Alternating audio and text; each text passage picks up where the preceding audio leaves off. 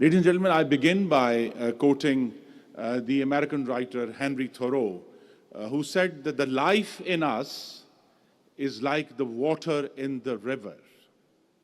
The life in us is like the water in the river, and therefore I'm here to argue for living rivers. And I'm also here to prosecute those who threaten a civilization, who have contempt for international law, and who choke rivers to punish and coerce humanity. And what I'm prosecuting today is that India has weaponized water. What does this mean? We have heard from more than one distinguished panelists that on 25th of April 2025, India unilaterally put in abeyance the Indus Waters Treaty, a treaty that has survived four full-scale wars and 65 years of unbroken enmity between two nuclear power neighbors. So the treaty has some resilience, had some resilience until it was put into abeyance, which Mr. Sufi has told us is a legally meaningless concept because it doesn't exist in the treaty. But they didn't just put the treaty in abeyance, ladies and gentlemen. After the abeyance came the threats. And I want to quote exactly what was said. The Indian Water Minister said, "We will ensure that not a single drop of Indus water flows into Pakistan." The Interior Minister, Amit Shah, said a month later, "No, Indus Waters Treaty will never be restored."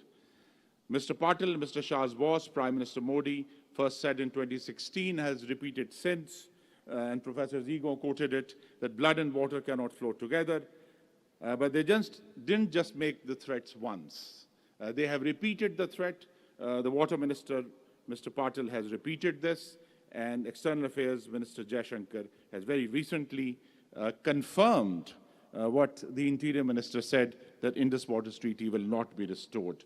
And to those who said that India hasn't acted on its threat, I have only one slide, if you can put this on, of a list of actions that India has taken, if the computer guy is awake. Otherwise, I will just read out what is there. The next one, please. Next slide. Yes. So this is a list of actions to answer those that India hasn't said or done anything since it put the Indus Waters Treaty in abeyance.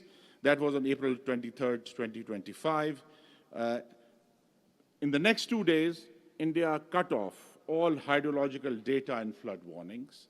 Then it went on in which it announced a three-pronged water denial strategy for all western rivers. And on May 4th and 5th, ladies and gentlemen, I think it is worth paying some attention to, the Baglihar dam gates were closed, which reduced flow in the Chenab River by 90%. I think it was mentioned earlier also. On May the 5th, the Salal Dam gets closed. In May 2025, again on the Chenab, they flushed the reservoir. Then it goes on and on. But the important thing is that India has, in the last year, has continued to take actions to stop and divert Pakistan's water in the western rivers. It continues to make threatening remarks. And for a very real effect, I think we can see the August-September 2025 incident when its dam gates were released without advance notice on the eastern rivers, which is Ravi, Chenab, and Sutlej, and nearly 4.7 million Pakistanis were affected by that flood when those rivers were opened without warning.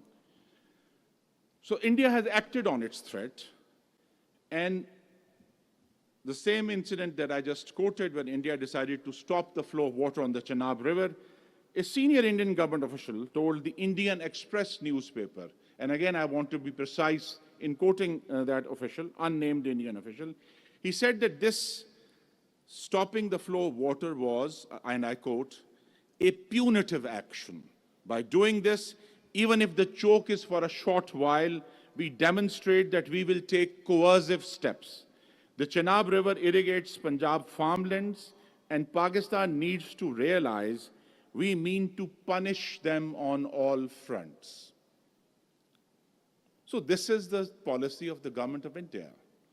Choke, punish, coerce. And punishing and coercing the human beings who drink from these rivers and the flora and fauna irrigated by these rivers. 200 million people choked, punished, and coerced, not for what they did, but for what their government is accused of without any evidence. The Indian Home Minister, I want to complete his remarks, because he did not even bother with euphemism. After declaring that India will never restore the Indus Waters Treaty, he continued on, he said, and I quote, "We will take water that was flowing to Pakistan to Rajasthan by constructing a canal, and Pakistan will be starved of water that it has been getting unjustifiably." So it is his word, starved. So the government of India has declared publicly and starkly its intention to starve a neighboring population of water. And ladies and gentlemen, let that sit beside the Universal Declaration of Human Rights, which recognizes water as a fundamental human right. Let it sit beside the Geneva Conventions. Let it sit beside every principle of civilized international conduct that humanity has built at such terrible cost over the last century. So Pakistan's legal position in this case is not merely strong, it is grounded unassailably in international law and has been expressed trenchantly by speakers in this session. But I just want to quote one sentence from the Court of Arbitration in its finding in June 2025. It said the treaty does not provide for unilateral abeyance and reaffirmed its jurisdiction.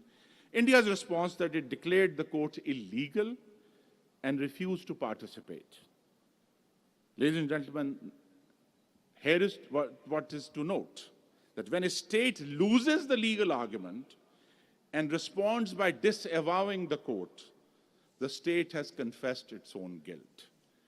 And then what to note is the Article 62 of the Vienna Convention, which states that political tensions, including terrorism, do not constitute a fundamental change of circumstances that alters the treaty's water-sharing purpose. And I think this was said most clearly by the International Court of Justice in its 1997 Gabčíkovo-Nagymoroš judgment on the rights to waters of the Danube between Hungary and Slovakia. If you put on the previous slide, please. Pichli slide pe le jaye. Yeah. So this is actually a very relevant case, the Gabčíkovo-Nagymoroš judgment, because it almost maps precisely to what is Pakistan's case. But it's not just this case. There's also the UN Waters Convention of 1997, which mandates equitable and reasonable utilization and no significant harm. India's weaponization of water could also amount to collective punishment against international humanitarian law. It is prohibited under the Geneva Conventions, and the threat of mass starvation. That's why the words are important, because the threat of mass starvation is potentially a crime against humanity under the Rome Statute. The Honorable Deputy Prime Minister, Mr. Ishaq Dar, said recently that 17 projects by India in the Indus River system would give New Delhi the tools for hydrohegemony. So Pakistan's case is made. The verdict, under any honest reading of international law, is already written. India stands condemned. But ladies and gentlemen, I want to go beyond the legal, because the law ultimately is the floor of our obligations to one another. It is not the ceiling. So India putting the Indus Waters Treaty in abeyance is not attacking merely a document. It is not attacking a bureaucratic arrangement, which you can say the Indus Waters Commission is a bureaucratic arrangement. What India is attacking is a living basin of rivers upon which 200 million Pakistanis depend for their lives. So these are not abstract statistics. These are farmers in Punjab whose wheat feeds a nation. These are mothers in Sindh whose children drink from channels fed by Himalayan rivers miles away. These are fishermen whose entire livelihood is built around the river.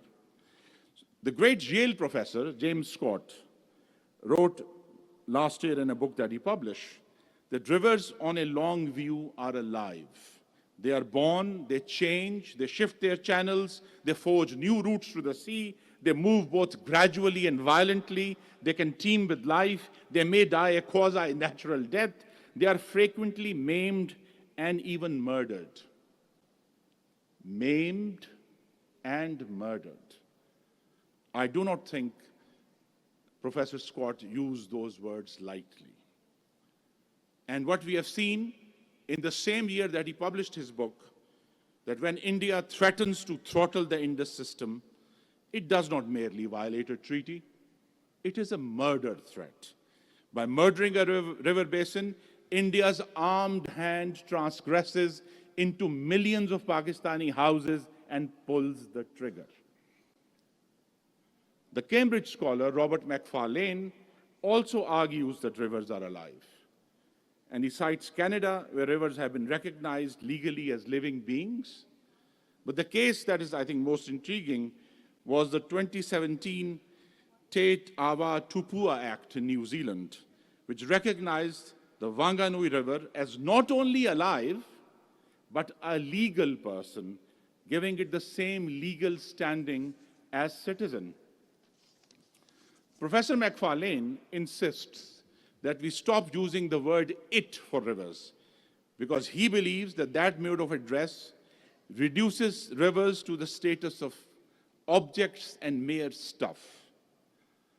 Ladies and gentlemen, the Indus is not stuff. The Chenab is not stuff. The Jhelum is not stuff. The rivers of the Indian basin are not stuff. They are the soul of our soil. So I address and conclude by calling upon the citizens of the world who believe in international law. Pakistan calls upon the international community that every state that has signed the UN Charter, every institution that claims to uphold the law of nations, to act, and to act by holding India accountable. Let the believers in international law uphold and defend the principle that water cannot be weaponized, that water treaties cannot be dissolved by the stronger party because the mood suits them, that 200 million Pakistani lives are not bargaining chips. The Indus has flowed for 10,000 years. It has nurtured the Indus Valley civilization, which is one of the oldest and most sophisticated human societies ever to grace the earth. The Indus Valley civilization came into being and flourished long before Delhi or any other capital existed. So Professor Scott understood something that India's warmongers do not. A river is not a pipe. You cannot turn it on and off as political theater demands. And as Mr. Sufi told us so ably, there are no titles to rivers. The Indus Basin rivers do not belong to India.